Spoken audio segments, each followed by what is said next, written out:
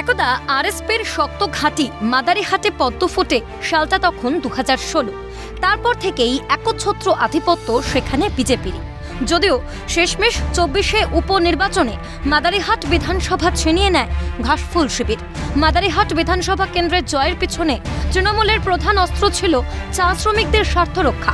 চা বাগানের শ্রমিকদের সন্তানদের জন্য ক্রেজ তৈরি থেকে শুরু করে চা বাগানের শ্রমিকদের পাত্তা দেওয়া কিংবা তাদের পিএফ এর জন্য আন্দোলন, এই বিষয়গুলি মাদারিহাটের তৃণমূলের প্রতি ভরসা জুগিয়েছে সাধারণ মানুষের মনে। বিভিন্ন রাজনৈতিক সমীক্ষা অন্তত সে কথাই বলে। এবার আগামী 26-এর নির্বাচনকে পাখির চোখ করে তৃণমূল বিজেপির দুই দলই অতি সচেতন মাদারিহাটে চা বাগানের শ্রমিকদের দাবি দাওয়া নিয়ে। মঙ্গলবার বান্দাপানি, হান্টাপাড়া, তুলসীপাড়া, গ্যারগান্ডা, বীরপাড়া, ডিমডিমা ও ধুমচিপাড়া এই 7 চা বাগানের শ্রমিকদের বেতন সমস্যা মেটাতে বিধানসভায় রাজ্যের শ্রমমন্ত্রীর সঙ্গে কথা বলেন মাদারিহাটের বিধায়ক জয়প্রকাশ টপ্প।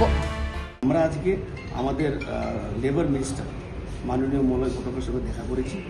কারণটা হলো যে আমাদের মাদারিহাট বিধানসভায় আমাদের 7 চা বাগান যেটা আছে, হান্টাপাড়া, তারপরে তুলসীপাড়া, গ্যারগেন্ডা, ধুমচিপাড়া, বীরপাড়া চা বাগান, ডিমডিমা চা বাগান এবং আমাদের বান্দাপানি চা বাগান, এই 7টা চা বাগানে একটু পেমেন্ট নিয়ে অনেক অসুবিধা হচ্ছে। আমরা লাগাতার প্রয়াসে ছিলাম বিগত দিনেও যে লেবারদের পেমেন্টটা যেন খুব দ্রুত হোক।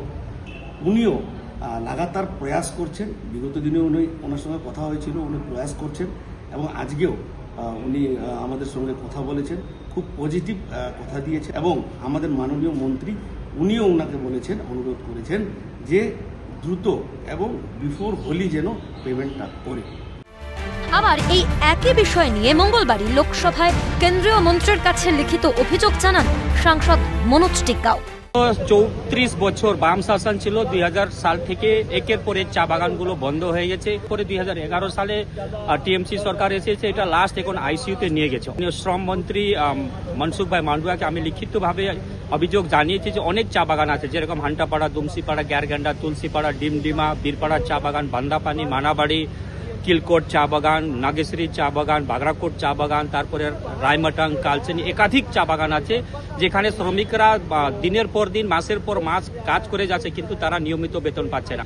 তাই আজকে আমি মাননীয় মন্ত্রীকে লিখিতভাবে অভিযোগ জানিয়েছি যে অবিলম্বে আপনি হস্তক্ষেপ করুন যাতে শ্রমিকরা হোলির আগে যাতে বেতনটা পায়। অর্থাৎ মাদারিহাটে চা বাগানের শ্রমিকদের দাবি দাওয়া মেটাতে উঠে পড়ে লেগেছে তৃণমূল বিজেপির দুই শিবিরই। চা শ্রমিকদের দাবি দাওয়াকে হাতিয়ার করে আগামী বিধানসভার আগে যে মাদারিহাটে মানুষের মন জয় করার চেষ্টাই করছে শাসক বিরোধী, তেমনটাই মনে করছে রাজনৈতিক মহল। কিন্তু শেষমেশ মাদারিহাটের জনতা কোন দলের হাতে দায়িত্ব দেয় তাদের বিধানসভার, দেখার বিষয় সেটাই।